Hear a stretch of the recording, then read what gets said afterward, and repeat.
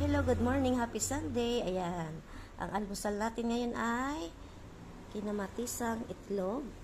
May tuyo isa lang kasi ako lang man din mag-isa.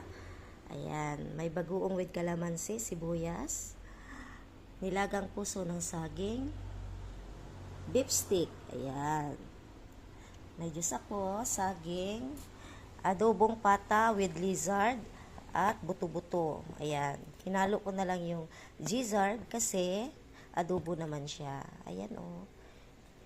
Ayan.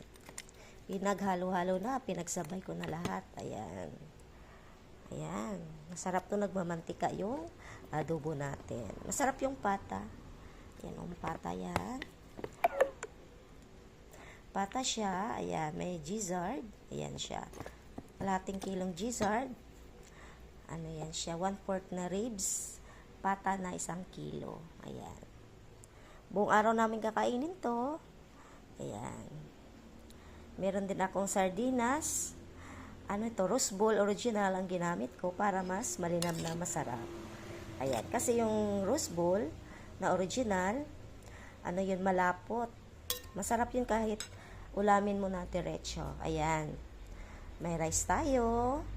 Hindi yan mawawala. Ayan.